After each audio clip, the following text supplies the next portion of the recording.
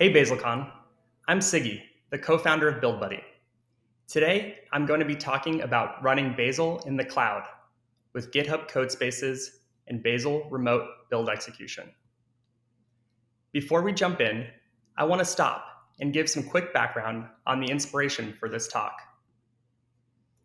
When I left Google 2 years ago to join Y Combinator, I found myself really missing all of the world-class developer tools I had access to as a Googler.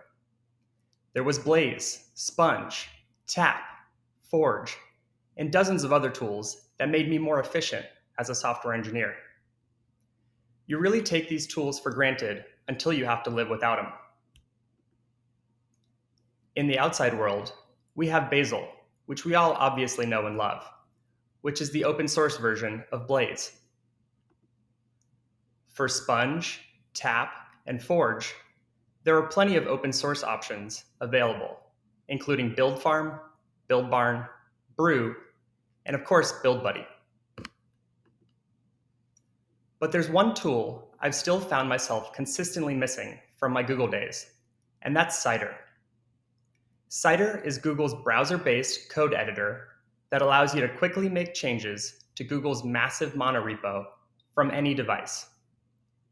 Right from within your browser, you're able to kick off Blaze builds and Blaze tests that take full advantage of Google's powerful remote caching and remote build execution capabilities. Today, I'm going to show you how to recreate this setup for your codebase using the newly released GitHub Codespaces feature, along with Bazel's powerful remote execution capabilities. Let's walk through a high-level overview of what running Bazel in the cloud really means. First, let's start with local Bazel. When running Bazel locally, everything happens on your developer machine.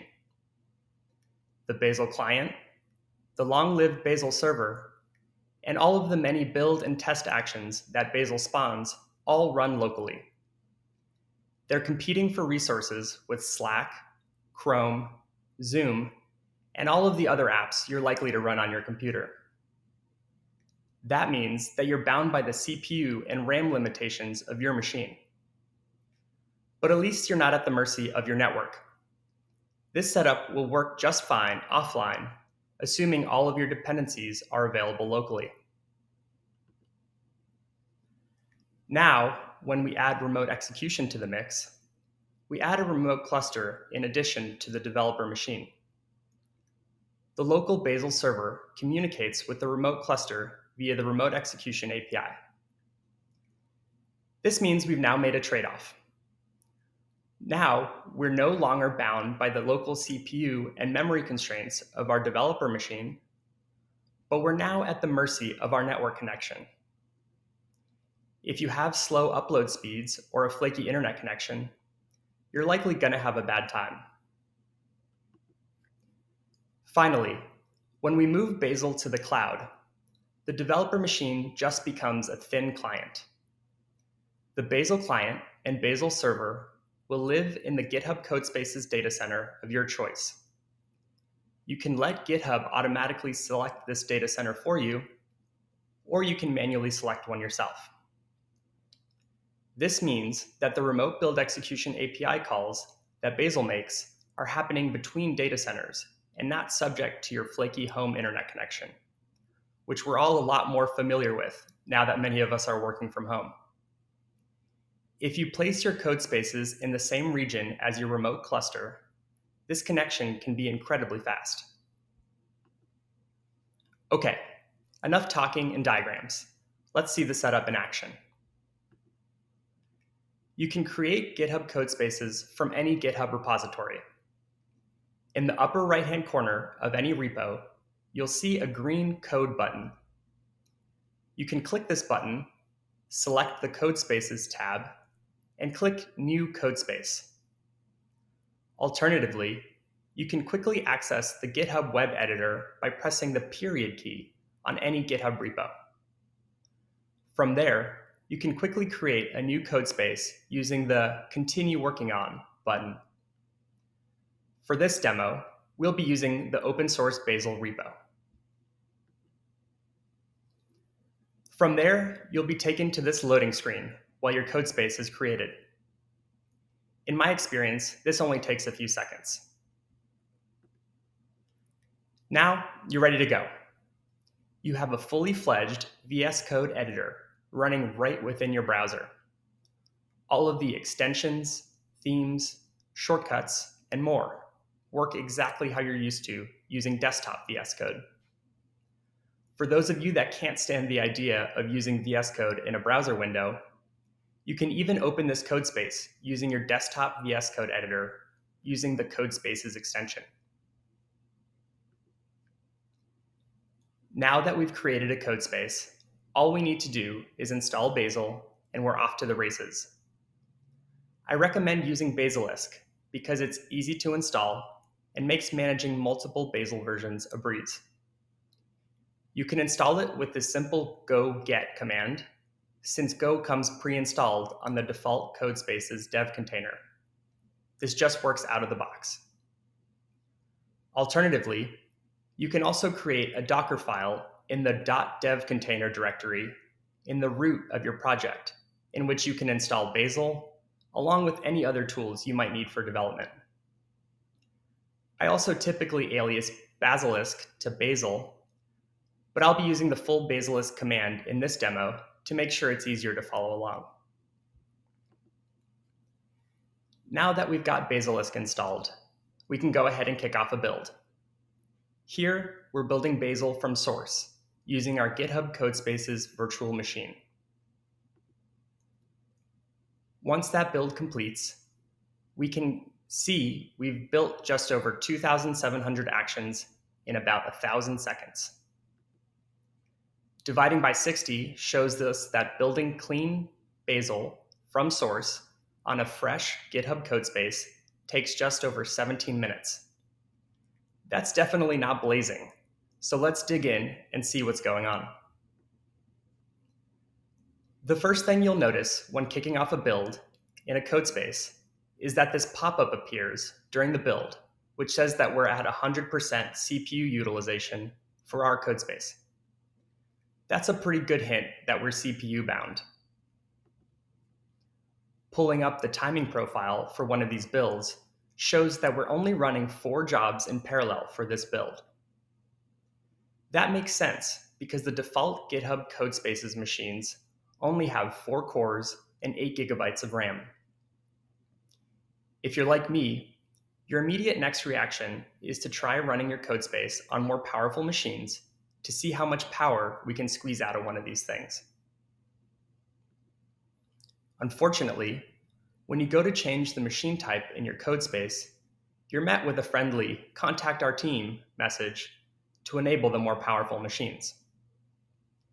Not to worry though, because we want access to way more than 32 cores anyway, which is their largest machine type. So let's go ahead and add remote execution to the mix. Here, we have modified our Bazel command to enable remote build execution for our build.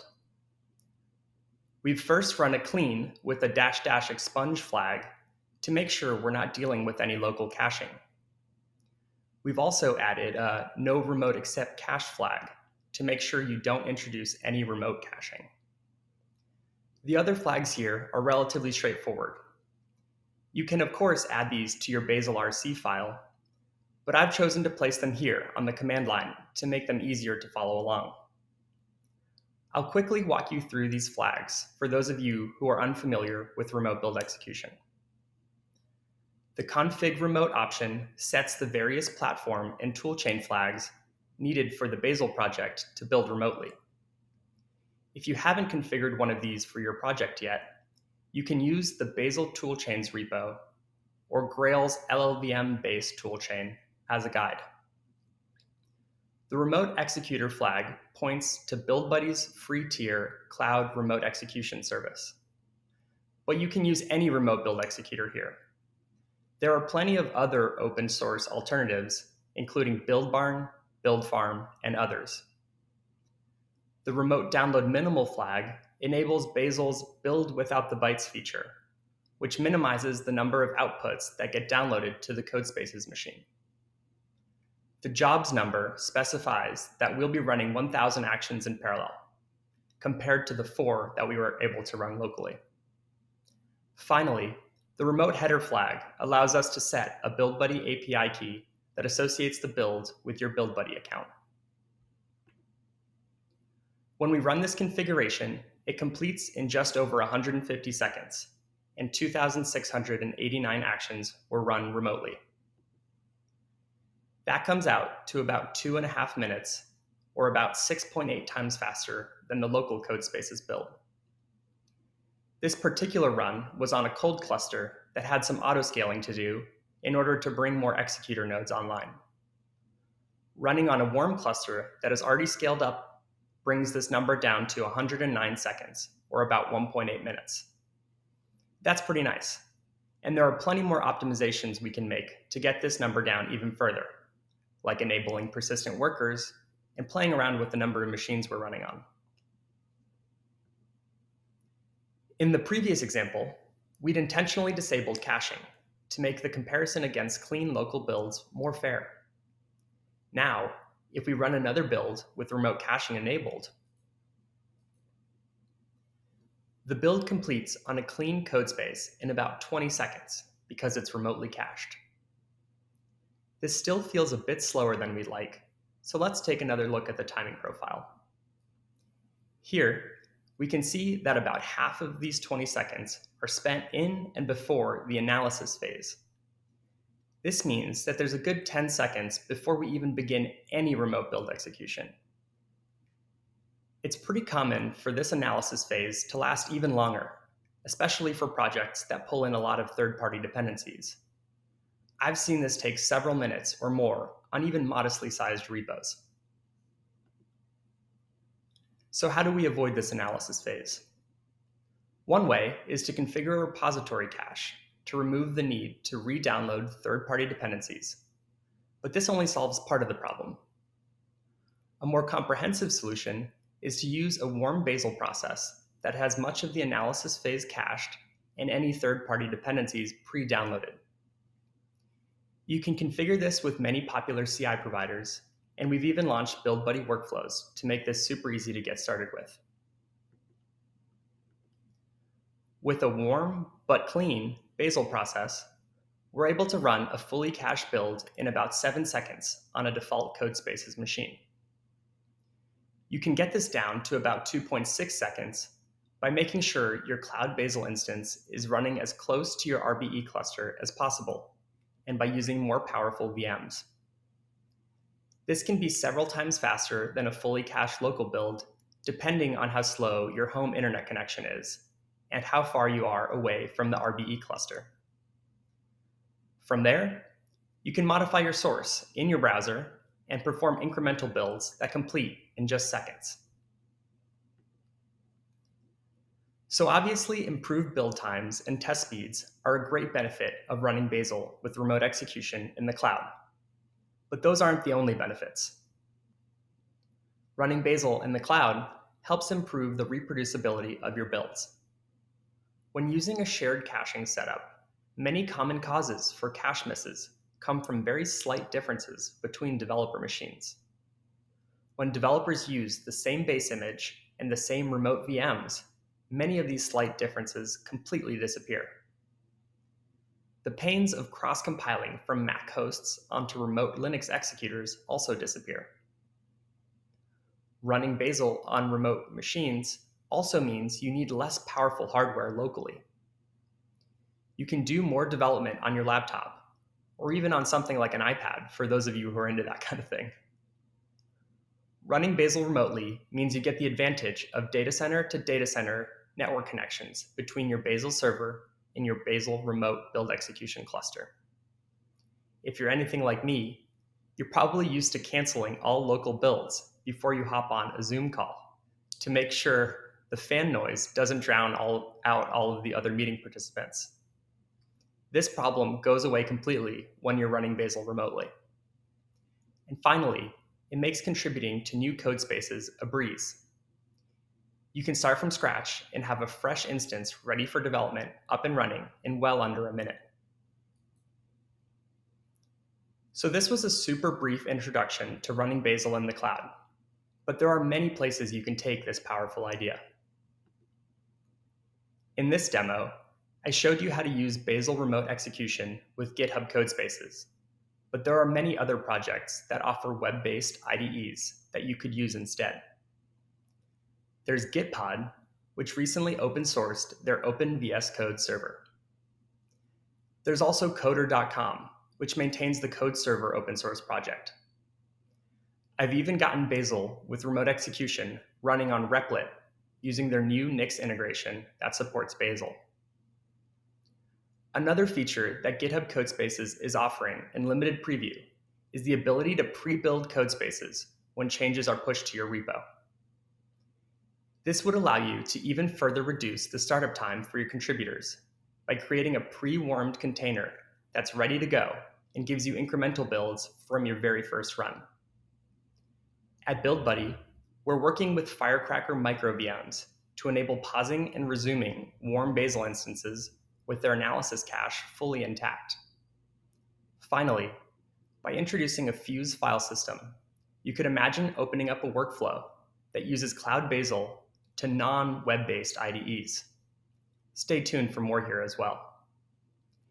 As we've seen over the past months and years, developer workspaces are increasingly moving to the cloud, and Bazel is perfectly positioned to take advantage of this trend. Thanks for listening.